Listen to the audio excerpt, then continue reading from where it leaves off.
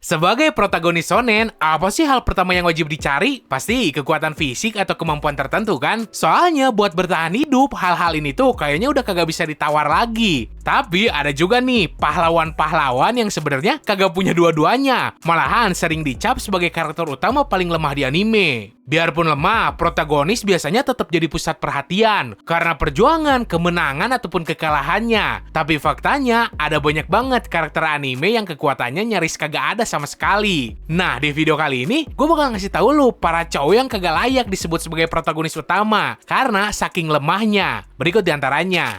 Di nomor 1 ada Ryuga Minamikado dari cerita Durarara. Protagonis dari cerita urban fantasi yang bisa dibilang lumayan beda sama karakter utama lain yang dianggap lemah. Kenapa? Karena si Mikado ini sebenarnya punya modal buat jadi yang terkuat dari segi jabatan. Berhubung nih cowok tuh ketua dari gangster terbesar yang ada di Ikebukuro. Tapi power segede itu kagak cocok sama si Mikado yang selain lemah secara fisik, doi itu cuma ABG labil yang sosokan mau masuk ke dunia underground tanpa tahu keadaan di TKP kayak apa. Kekuatan si Mikado sepenuhnya bergantung sama pansos di internet buat ngontrol para member gengnya. Kalau disuruh muncul langsung di publik, nih orang kagak punya karisma sebagai pemimpin sama sekali. Dan pastinya membernya juga kagak bakal nurut diperintahin apapun. こいつが血に濡れた髪が契約書だ。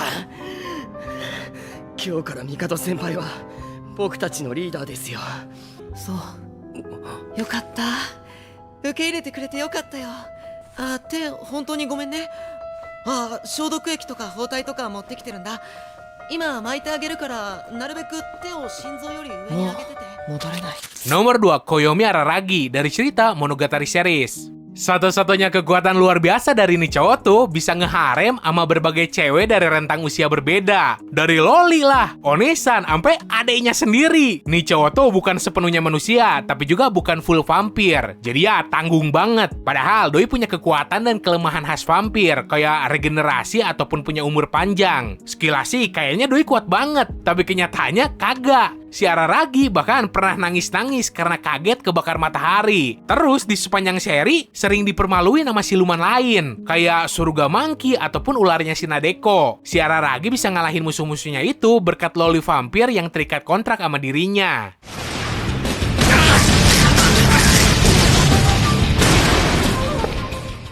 けど不死身の化け物が人間に対してそれも踊れが一番よく分かっとるよな。すんなりと他人に押し付けんなよ。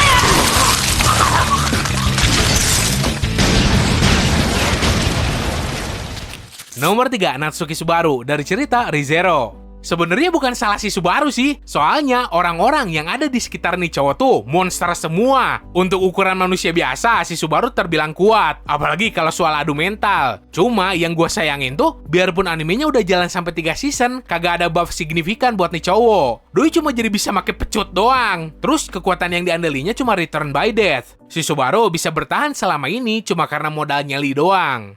もっと他に言い方があんだろや。そっか。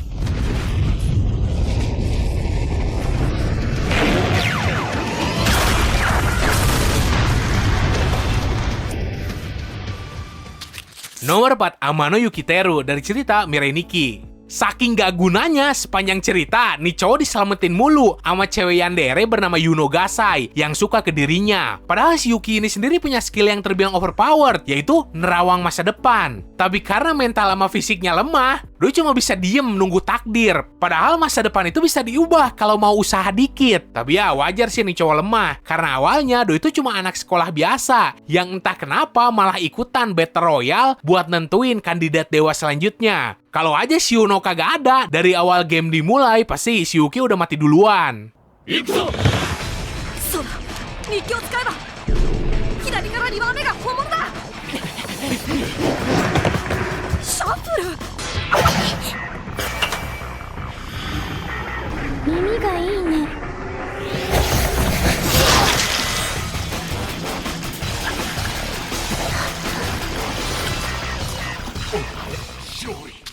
Nomor 5, Takemichi Hanagaki dari cerita Tokyo Revengers. Sebagai protagonis, kehadiran nih cowok tuh cuma jadi babysitternya si Mikey, supaya tuh orang kagak jadi kriminal. Karena dari segi kekuatan, level si Takemichi tuh jauh di bawah banget. Tiap kali gelut pun, nih orang cuma jadi samsak tinju, sampai nunggu si Mikey datang nyelamatin. Anime tentang gangster, tapi protagonis utamanya cengeng dan lemah banget.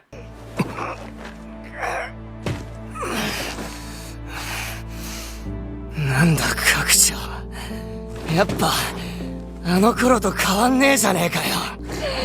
小児のガキのパンチじゃねえか。俺がいる限り東卍は負けねえんだよ。 Nomor 6, Mikumo Osamu dari cerita World Trigger. Animenya udah jalan sampai 3 season dengan total 99 episode. Tapi si tokoh utama yang jadi pusat ceritanya masih aja lemah. Improvementnya, nih orang cuma jadi agak pinter nyusun strategi. Sedangkan dari segi kekuatan, doi aja kalah sama cewek bernama Chika. Yang badannya aja kecil, tapi punya kadar trion luar biasa banyak. Terus, panjang cerita, yang kerja ngalahin musuh pasti partnernya mulu yang bernama Yuma. Sedangkan si Osamu mah cuma lari-larian jadi beban. やっぱり二宮隊は三雲くん狙いか。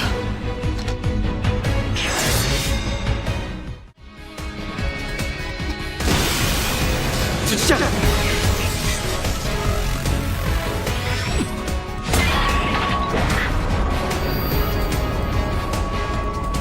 ッドバレットじゃない。 Nomor 7, Kazuma Sato dari cerita Konosuba. Pengangguran yang direinkarnasi ke dunia lain, tapi kagak sesuai ekspektasi. Si Kazuma tuh bisa dibilang jadi protagonis anime isekai paling lemah kalau dibandingin sama seri lain segenerasinya. Satu hal yang overpowered dari nih cowok tuh keberuntungannya dan skillnya buat nyolong cangcut yang ngebawa doi bisa ngalahin para jenderal Raja Iblis. Sekalipun punya anggota party dengan kekuatan overpowered, pada kenyataannya mereka tetap ampas. Kalau ada pertarungan pun, si Kazuma lebih milih kabur. そこで俺が新たなスキルを習得した。そのスキルの名は狙撃。俺にうってつけのスキル。ち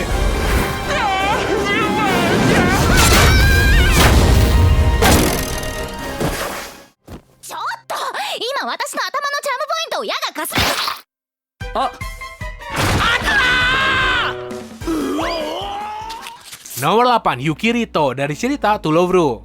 11-12 sama si Araragi. Nih cowok kekuatannya cuma ada di Titid yang bisa mikat puluhan cewek buat jadi haremnya. Si Araragi mah masih mending punya kekuatan vampir biarpun lemah. Lah si Rito cuma manusia biasa di dunia yang sering banget diinvasi alien-alien kuat yang bisa ngancurin bumi. Entah apes atau beruntung si Rito ini ampe tunangan sama cewek alien bernama Lala. Dan dari pertemuannya ini si Rito sering banget kena momen laki sukebe. Ampe dicap sebagai predator seks.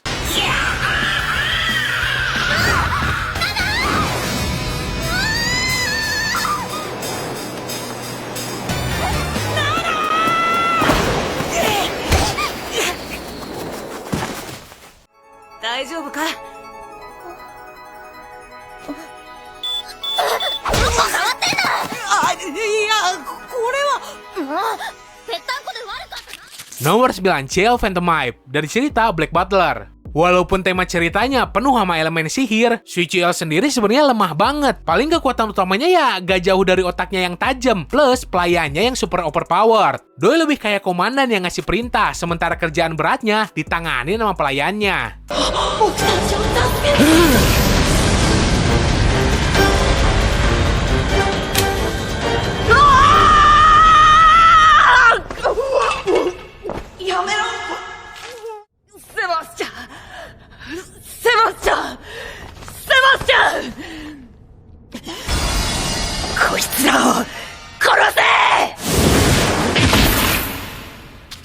Nomor 10, Ars Loven dari cerita Tensei Kizoku Kantei Skill Denariagaru. Reinkarnasi dari karyawan Jepang yang jadi anak dari bangsawan di dunia barunya. Dari segi sihir nih bocah tuh lemah banget, fisiknya juga kagak seberapa. Nah uniknya si Ars punya mata yang bisa ngenilai status seseorang. Dengan ngemanfaatin hal ini, si Ars bisa nyari berbagai orang dengan status overpowered buat jadi bawahannya. Dan buat ngejadiin mereka kekuatan tempur terkuat. Si Arsnya mah jarang turun ke medan perang sebagai petarung. Doi cuma ngasih komando dan koneksi berkat wibawanya.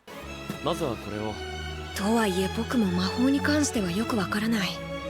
まして魔法適性 S なんて見たこともない。一体彼女にどれくらいの力があるんだろう。イグニ・イラプト。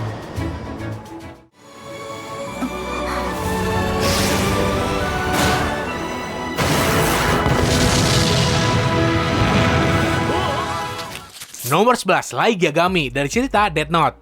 Kuat cuma karena otaknya encer dan punya Death Note. Kalau ada yang nantang gelut, paling si Light babak belur. Terus dari segi mental nih cowok tuh kekanakan banget. Pengen ngehapus segala kriminal yang ada di muka bumi, tapi pengen tenar juga. Sampai bablas ngebunuhin para polisi. このノートから手を離さないまま樋口を殺す。ここを1秒以上の間隔を空けずに4回引く。よし。八神さん、樋口を車へお願いします。わかった。